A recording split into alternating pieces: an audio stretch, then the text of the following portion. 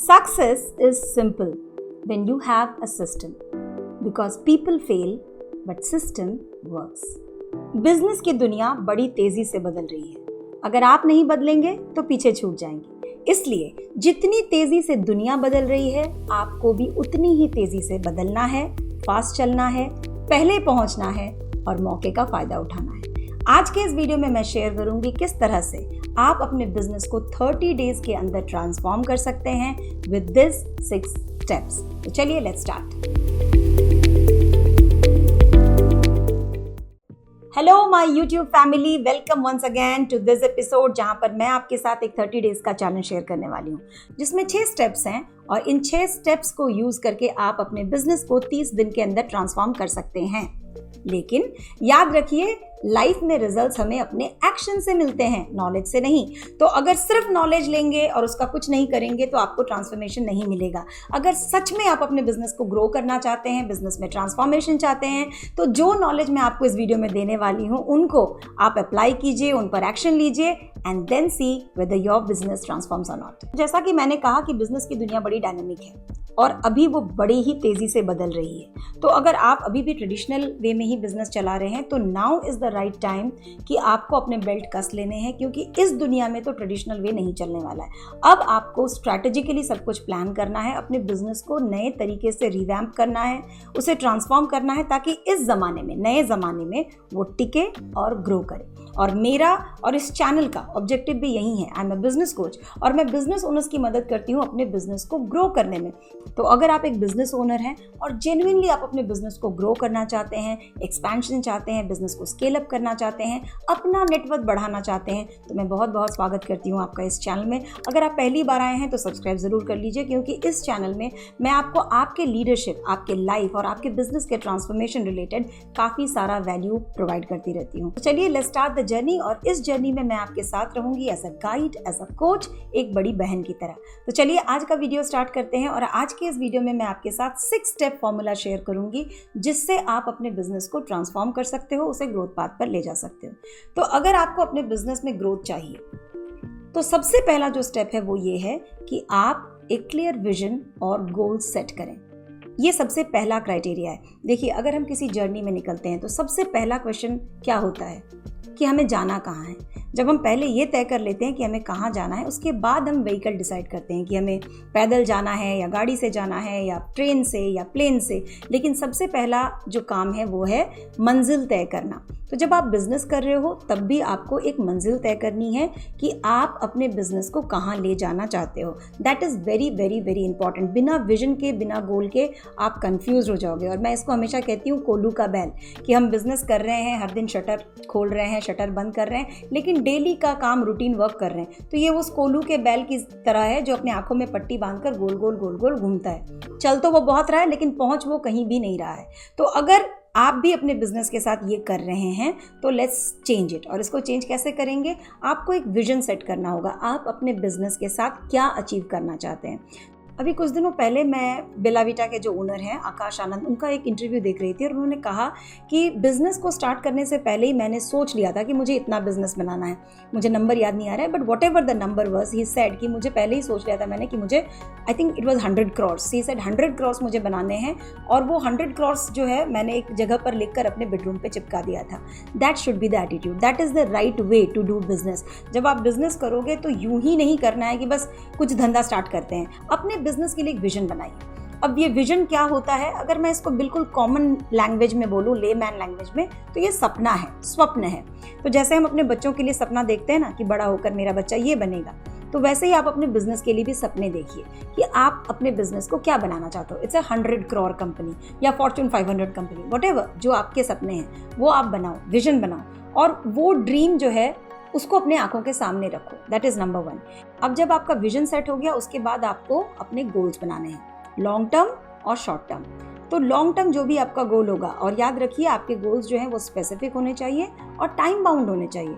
तो आपको कितना करना है एग्जैक्टली और कब तक करना है.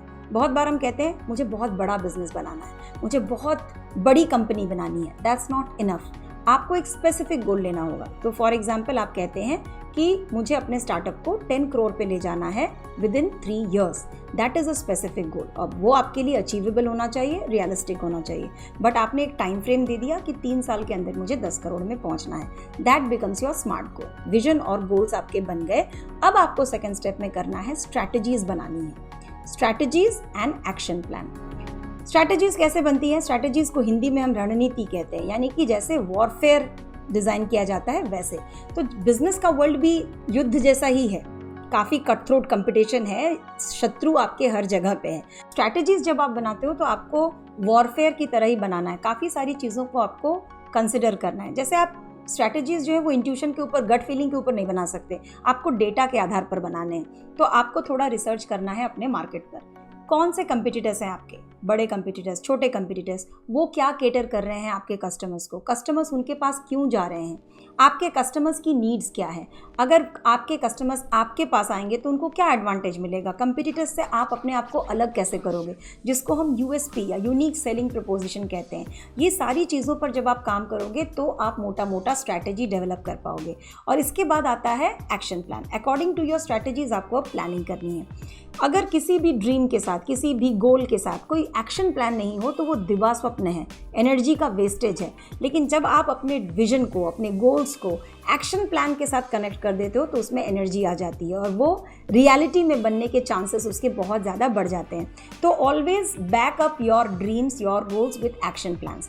ज़रूरी नहीं है कि पहले बार में ही आप फुल प्रूफ अच्छी प्लानिंग बना लो। आपके प्लान्स जो है वो बदलते रहेंगे, depending on the situation, depending on the market condition, आपके प्लान्स बदलते रहेंगे। लेकिन मोटा मोटा आपका जो ओवरऑल स्ट्रैटेजी है वो एक जैसा रहेगा और विजन जो है वो कभी भी बदलना नहीं चाहिए। एक बार जो आपका विजन बन गया तो वो विजन आपको कंटिन्यू करना है। जैसे समुद्र में जाती है नदी, किसी भी रास्ते चलेगी लेकिन पहुंचेगी तो समुद्र में ही।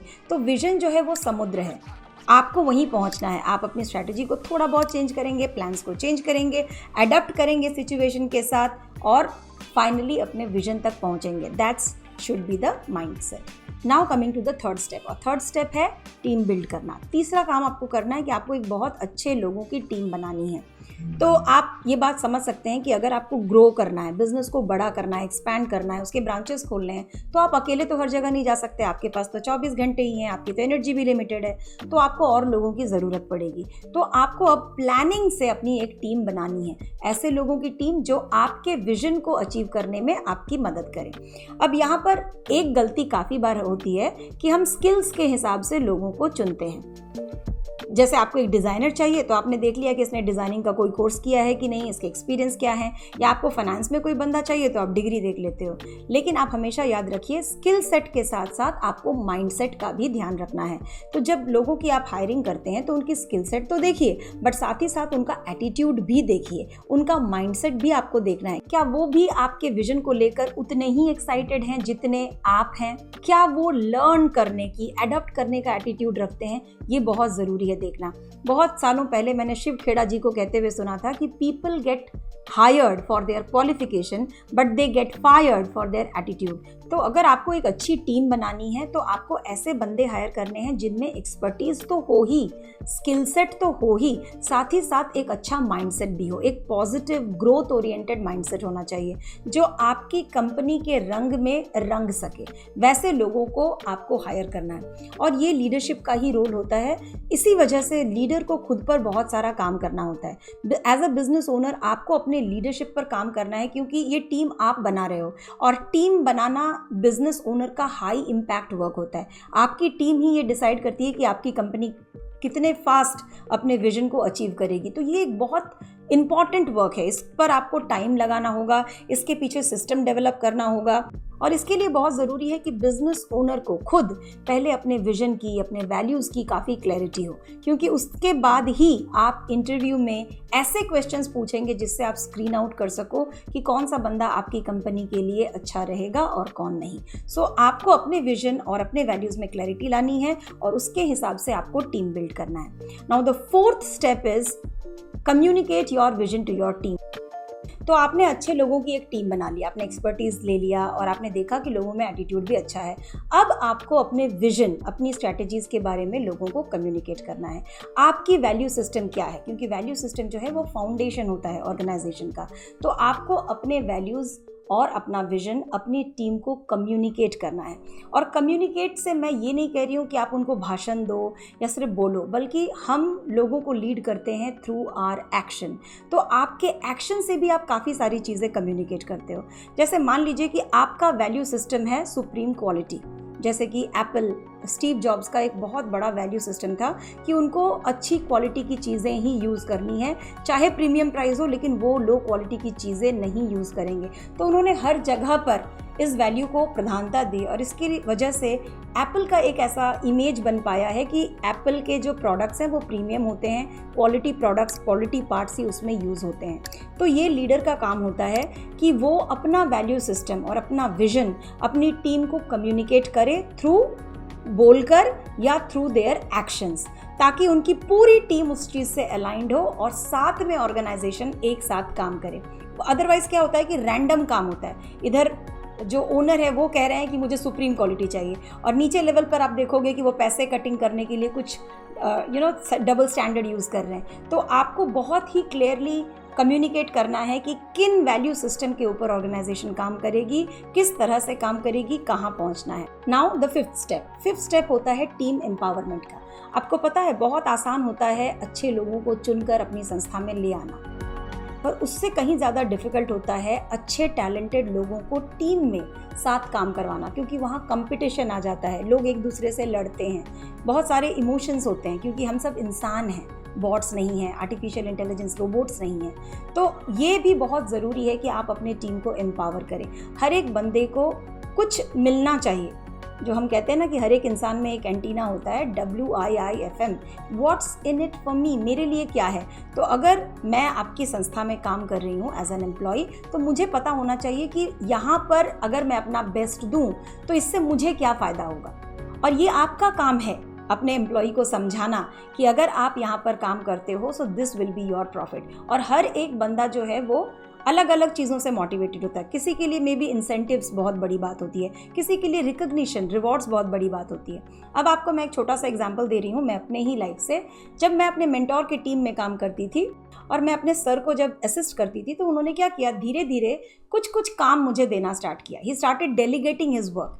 तो मे बी उनका जो बड़ा सेशन है, पूरे दिन का सेशन है, उसका 2 घंटा वो मुझे कहते थे कि यू डू दिस सेशन। और मैं आपको बता नहीं सकती इससे मेरा कॉन्फिडेंस कितना बढ़ता था और कितना मुझे वो प्राउड फील होता था। मुझे लगता था अच्छा सर ने मुझे दिया, इसका मतलब वो मुझ पर विश्वास करते हैं, इसका मतलब आई एम गुड इनफ, मैं भी ले सकती हूँ सेशन। तो ये चीज़ एक एम्प्लॉय के लिए बहुत बड़ी बात है। And I know that because मैं एम्प्लॉय भी रह चुकी हूँ और अभी मैं एंटरप्रेन्योर हूँ। तो as an entrepreneur, as a business owner, आपको देखना है कि आपके टीम मेंबर्स जो हैं उनका स्ट्रेंथ क्या है, वो क्या अच्छा कर लेते हैं और क्या देकर आप उनको मोटिवेट कर सकते हो। That's your job. वो आपको फाइंड करना होगा और आपके टीम मेंबर के दिमाग में हमेशा होना चाहिए कि वो एक बड़े विजन का, एक बड़े मिशन का पार्ट है।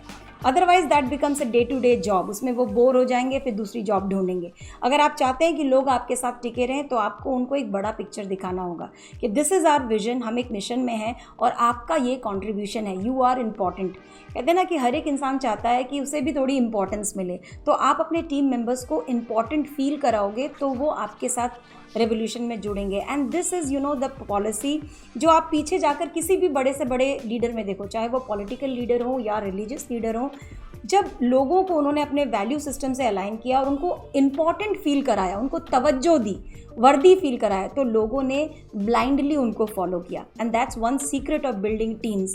आपको लोगों को इम्पॉर्टेंट फील कराना है, उनको अपने टीम के साथ रखना है। That's your job. नाउ अगर आपने ये 5 स्टेप्स कर लिए हैं, मतलब आपने अपना विजन क्लियर कर लिया, आपने गोल सेट कर लिए, आपने स्ट्रैटेजीज पर काम किया, नए एक्शन प्लान्स बनाए, आपने एक बहुत अच्छी टीम हायर की, टीम को अपने विजन वैल्यूज़ कम्युनिकेट कर दिए, उनको कोऑर्डिनेट कर दिया और आपकी टीम मोटिवेटेड है, आप टीम को एम्पावर कर रहे हो, they are doing their best. अगर इतना कुछ हो चुका है, बिलीव मी ऑलरेडी आप अपने बिजनेस को काफ़ी हद तक ट्रांसफॉर्म कर चुके हो।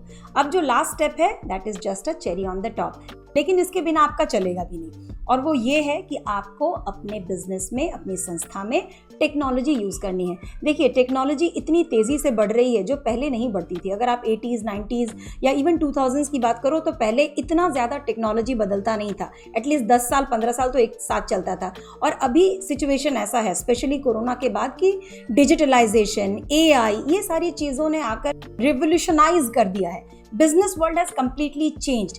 अब हर एक जो प्लेयर है वो कोशिश कर रहा है कस्टमर तक पहुंचने का, और कितना कंफर्ट दिया जाए और क्या वैल्यू ऐड किया जाए। तो इस रेस से आप पीछे नहीं हट सकते और आप अपनी आंखें भी बंद नहीं कर सकते कि नहीं, हमारी तो दाल रोटी चल रही है, हमें नहीं करना। आपको इस मुहिम में जुड़ना होगा, इस रेवोल्यूशन में जुड़ना होगा। जिस तरह जा रहा है, जिस तरह चेंज है, आपको उस चेंज के साथ ढलना होगा। सो एम्ब्रेस द चेंज। अब दुनिया टेक्नोलॉजी की तरफ जा रही है तो आप ट्रेडिशनल वे में नहीं स्टिक कर सकते हैं। Now you have to come out of that cocoon, जो कंफर्ट जोन बना हुआ रहता है कि हमने तो ऐसे ही किया है, हम तो ऐसे ही जानते हैं। तो उससे आपको बाहर निकल के आना है, थोड़ा लर्निंग मोड में आना है, नई चीज़ों को सीखना है, नई चीज़ों को अपने बिजनेस में अडॉप्ट करना है। तभी आप एक सस्टेनेबल फ्यूचर रेडी बिजनेस तैयार कर सकते हैं। So that's my tip to you. ये 6 जो मैंने आपको स्टेप्स बताए हैं, आपको कितने काम के लगे? Do you think you can use them in your business? क्योंकि अगर आप एक बिजनेस ओनर हैं तो काफ़ी सारे चैलेंजेस आप ऑलरेडी फेस कर रहे होंगे। आपको क्या लगता है ये 6 स्टेप्स आपके बिजनेस को कितना ट्रांसफॉर्म कर सकती है? क्या आपको इस वीडियो से कोई वैल्यू मिली? प्लीज़ मेरे साथ शेयर कीजिए in the comment box. I would love to read your comment. मुझे बहुत अच्छा लगता है जब मुझे फीडबैक मिलता है, अच्छा या बुरा। So give your feedback. अगर आपको लगता है कि ये चीज़ें किसी और को भी सुननी चाहिए, किसी और को भी इस रेवोल्यूशन में जुड़ना चाहिए, pass that on, share the video. और नेक्स्ट वीडियो में मिलते हैं। आज के लिए इतना ही। तब तक के लिए आप अपना ख्याल रखें। Thank you so much for watching. जय जय।